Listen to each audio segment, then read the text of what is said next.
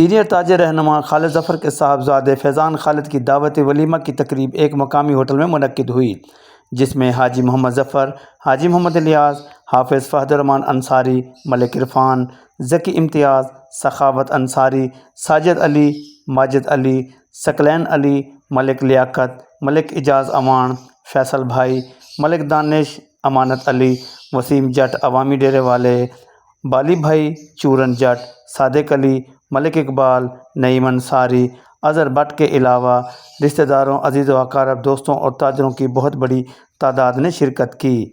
मेहमानों ने खालिद ज़फ़र को नौबहता जोड़े की मुबारकबाद पेश की और नेक ख्वाहिशात का इजहार किया। मेहमानों की तवाज़ो बेहतरीन खाने से की गई।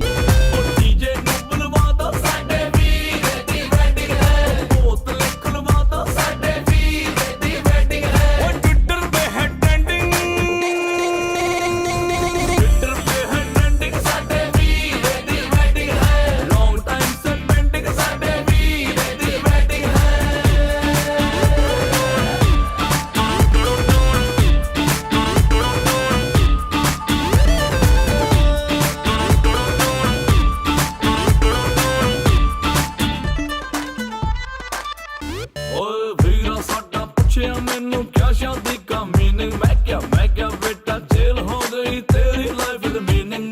वीरा पूछया मैनू के आजादी का क्या होगा, मैं क्या डैडी का जो हाल तेरे वो तेरा हाल भी होगा। हाय भाई तेरी जोड़ी नू नजर ना लगे, रब करे तेनू भाभी से कभी डर ना लगे। कोई गुड लक तो करवा दो,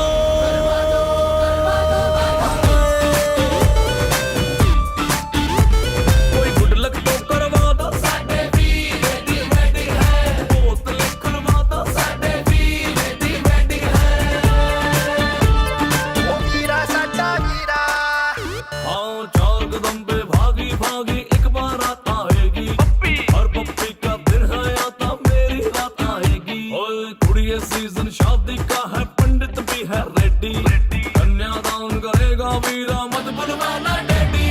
वही बिजी रहते हैं बाराती अपने, और एक बजट में फिट हो जाए दो घर के सपने।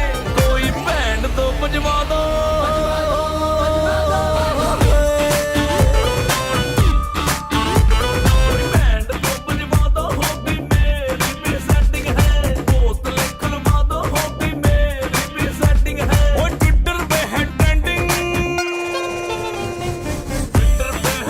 कैमरामैन मोहम्मद आसिफ के हमरा हाजी मोहम्मद सईद, DN न्यूज़, लाहौर।